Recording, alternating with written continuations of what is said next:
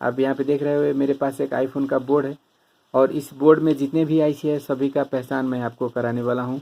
तो iPhone IC से पहले मैं आपको ये जो कनेक्टर यहाँ पे लगे हुए हैं तो उसका इन्फॉर्मेशन थोड़ा दे देता हूँ। जो ये पहला कनेक्टर है, ये फर्स्ट वाला, वो है आईफोन का सेकेंडरी कैमरा या फ्रंट कैमरा कनेक्शन होने वाला कनेक्टर।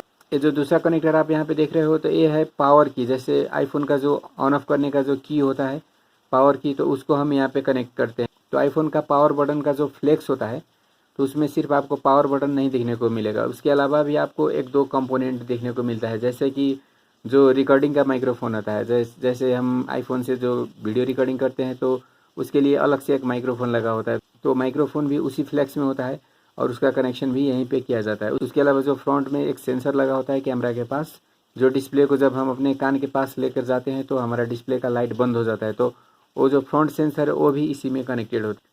जो तीसरा कनेक्टर आप यहाँ पे देख रहे हो तो ये है ईयरफोन के लिए। ईयरफोन के अलावा साइड की या वॉल्यूम की भी होता है और उसके अलावा जो वाइब्रेटर जोड़ने का इंटरफेस होता है वो भी इसी में लगता है। तो ये चलिए अब ये चौथा जो कनेक्टर आप यहाँ पे देख रहे हो तो इसका इन्फॉर्मेशन भी मैं आपको दे देता हूँ। तो ये कनेक्टर है आपका जो डिस्प्ले होता है आईफोन का, उसको कनेक्ट करने के लिए। तो अगर आईफोन का जो डिस्प्ले है उसमें कोई प्रॉब्लम आता है तो सबसे पहले आपको इस कनेक्टर को क्लीन करना है। डिस्प्ले का जो फ्लेक्स होता है तो उसमें भी आपको इसी तरह का कनेक्टर देखने को मिलेगा, तो उसको भी आपको क्लीन करना है।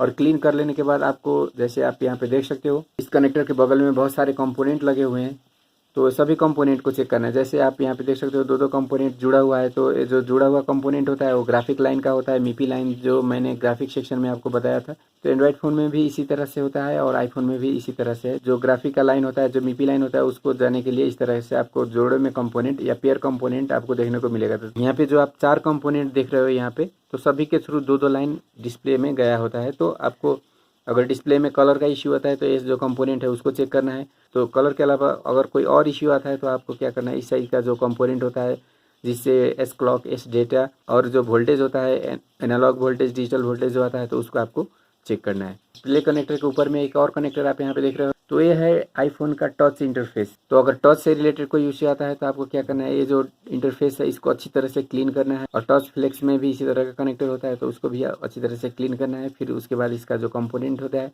उसको चेक करना है। और इतना करने के बाद भी ये नहीं हो रहा है तो फिर सीपीयू से प्रॉब्लम होता है। और डिस्प्ले में भी ये सभी कंपोनेंट अगर ठीक है तो सीपीयू से रिलेटेड प्रॉब्लम होते हैं। पावर की, रिकॉर्डिंग माइक और जो सेंसर होता है उसमें और कोई प्रॉब्लम आ रहा है तो यहाँ पे आपको चेक करना है। और फ्रंट कैमरा से रिलेटेड कोई इश्यू आ रहा है तो आपको ये जो इंटरफेस है इसके अगल बगल में चेक करना है। तो ये सभी इंटरफेस को पहचानने के बाद चलिए मैं आपको आईफोन का जो आईसी होता है उसका पहचान भी थोड़ा सा करा देता हूँ। तो मोस्टली किसी भी फ़ोन में क्या किया जाता है, जो आईसी जिससे रिलेटेड है उसी के बगल में रख दिया जाता है, जिससे क्या हो जाता है, इससे और आईसी का कनेक्शन करने में आसानी हो, लाइन भी छोटा हो और इससे सिग्नल भी जल्दी जल्दी ट्रांसफ़र हो सके। तो ये जो आईसी आप देख रहे हो तो ये है आईफोन का टच आईसी। तो आईफोन में अगर मानिए टच का प्रॉब्लम आ रहा है और आप आईफोन में नया टच लगाते हो फिर भी काम नहीं कर रहा है, तो आपको ये इंटरफेस को अच्छी तरह से चेक करना है, साफ़ करना है, कंपोनेंट्स को चेक करना है। और अगर सब भी ठीक है तो लास्ट में आप क्या कर सकते हो, आईफोन का जो टच आईसी है आईसी का रिबॉलिंग कर सकते हो। अगर रिबॉलिंग करने से भी नहीं हो रहा है तो आईफोन टच आईसी को आप रिप्लेस कर सकते हो। टच आईसी के बाद आप यहाँ पे एक बहुत ही छोटा सा आईसी देख रहे हो, यहाँ पे आप देख सकते हो। तो ये जो आईसी आप देख रहे हो वो है हेडफोन डिटेक्शन आईसी।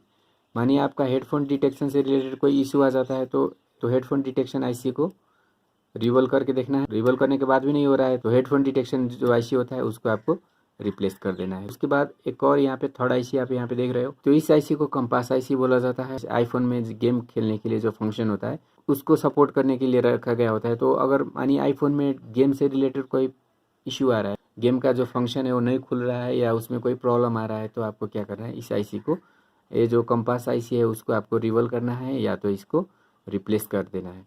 और इसके बाद चलिए मैं आपको एक और आईसी का पहचान कराता हूँ। जैसे यहाँ पे देख रहे हो एप्पल लिखा हुआ है इसके ऊपर और इसका साइज़ थोड़ा सा बड़ा है। तो ये जो आईसी है वो आईफोन का ऑडियो आईसी है। अगर आईफोन में ऑडियो से रिलेटेड कोई भी प्रॉब्लम आता है तो आप इस आईसी को रिवॉल्व कर सकते हो या रिप्लेस कर सकते हो।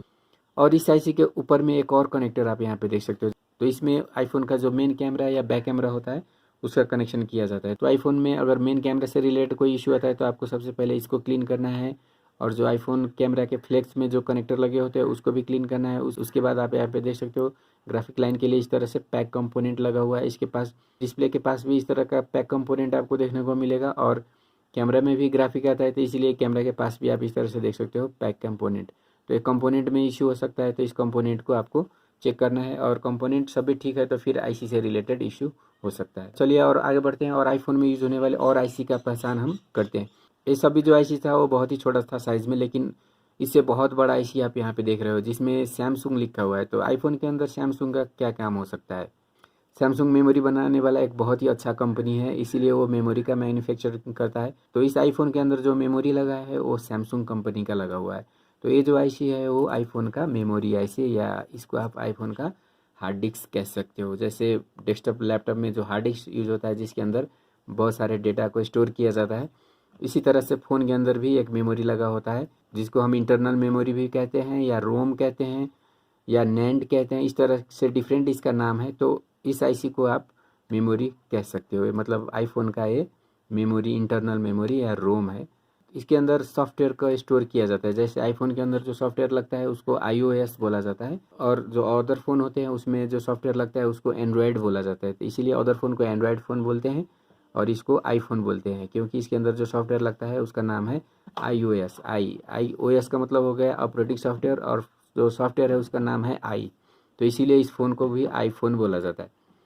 तो जो सॉफ्टवेयर है वो इसी मेमोरी के अंदर रखा गया होता है। तो सॉफ्टवेयर से रिलेटेड कोई इश्यू आता है तो पहले आपको सॉफ्टवेयर करना है, और सॉफ्टवेयर करने के दौरान सॉफ्टवेयर फेल हो जा रहा है, या सॉफ्टवेयर कंप्लीट नहीं हो रहा है, या सॉफ्टवेयर करने के बाद मोबाइल डेड हो जा रहा है, या सॉफ्टवेयर करने के बाद भी मोबाइल खुल नहीं रहा है, तो इस मेमोरी में प्रॉब्लम हो सकता है। इसके लिए इसका जो जितने भी कंपोनेंट होते हैं उसको चेक करना है, इसमें आने वाले जो वोल्टेज होते हैं उसको चेक करना है।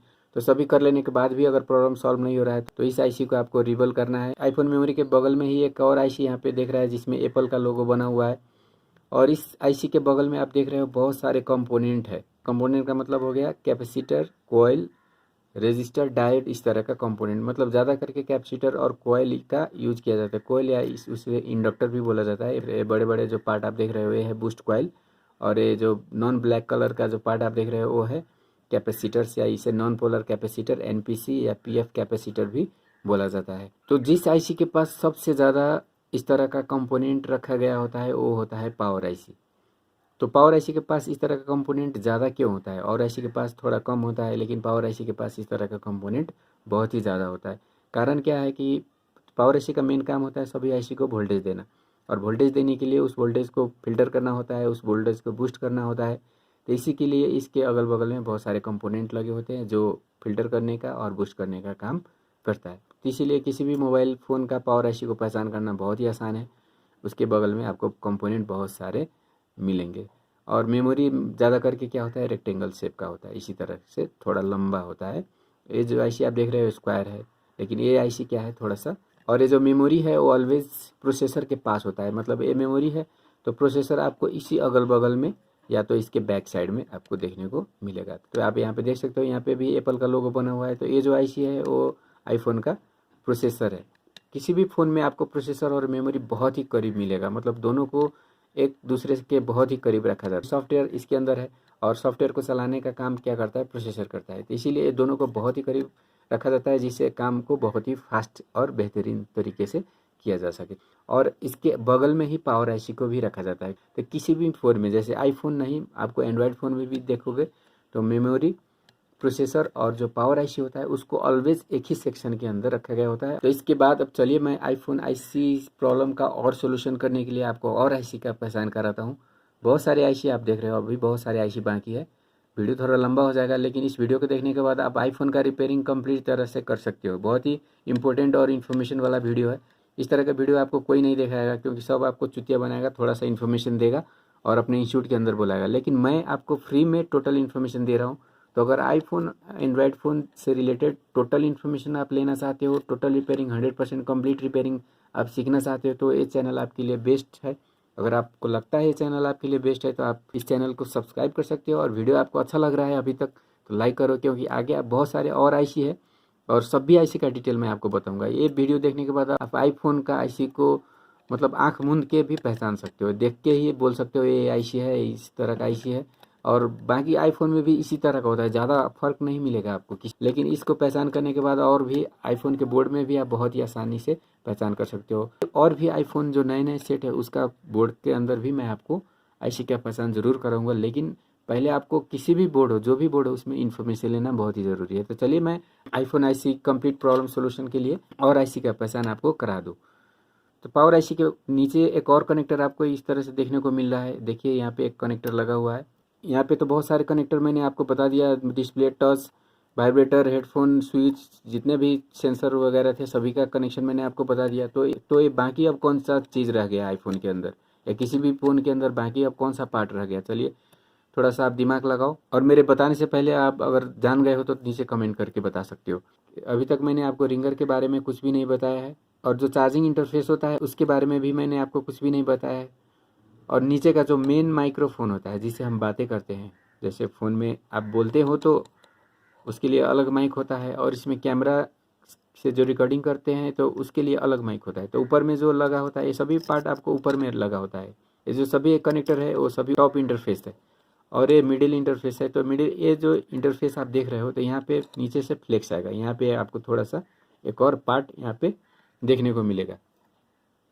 चलिए मैं आपको एक फ़ोन के अंदर दिखाता हूँ। जैसे आप यहाँ पे देख सकते हो ये ऊपर वाला जितने भी इंटरफेस था आप देख रहे हो, यहाँ पे एयर स्पीकर का, डिस्प्ले का, टच का और जितने भी वाइब्रेटर, कैमरा वगैरह सभी सेंसर वगैरह जो था सब भी इस स्क्रू को खोलने के बाद वो सभी कनेक्टर यहाँ पे था। तो ये जो बीच वाला कनेक्टर आप यहाँ पे देख रहे हो तो वो नीचे का जो रिंगर होता है और चार्जिंग इंटरफेस होता है और जो नीचे का जो माइक होता है, इस तरह का सभी का कनेक्शन क्या होता है ये बीच वाला में किया जाता है। तो सभी जो स्पीकर को भी इसी फ्लेक्स में जोड़ दिया जाता है, चार्जिंग को भी इसी फ्लेक्स में जोड़ दिया जाता है और माइक भी इसी फ्लेक्स के अंदर होता है।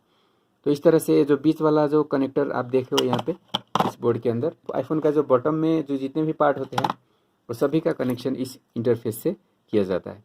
तो इसके बगल में जो आईसी मिलेगा आपको तो उसी से रिलेटेड आईसी आपको दिखाई देगा। तो इस कनेक्टर के अंदर लगने वाला पार्ट है, एक रिंगर है, एक चार्जिंग है, एक माइक है। तो इस तरह का पार्ट इसमें लगता है इस इंटरफेस के अंदर। तो ये जो आईसी है वो इसी तीनों से रिलेटेड आईसी होगा। तो मतलब ये जो थोड़ा सा बड़ा आईसी है वो रिंगर आईसी है। मानिए आईफोन में रिंग नहीं आ रहा है, मतलब फ़ोन आने पर रिंगटोन नहीं बज रहा है, ऑडियो वीडियो प्ले करने पर भी साउंड नहीं आ रहा है।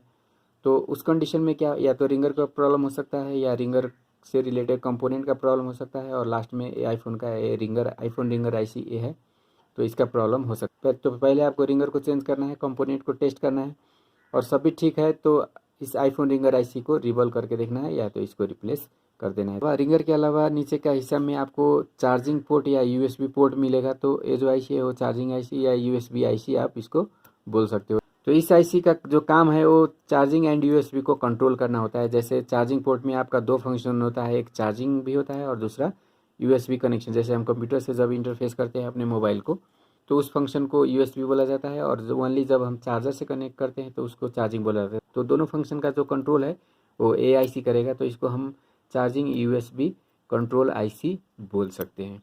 आईफोन में चार्जिंग से रिलेटेड कोई इश्यू आता है तो पहले आपको उसके पोर्ट को अच्छी तरह से क्लीन करना है, चेंज करके देखना है। अगर वो काम नहीं कर रहा है तो फिर इसके कंपोनेंट और इस आईसी को रिवॉल्व करना या इसको रिप्लेस आप कर सकते हो। तो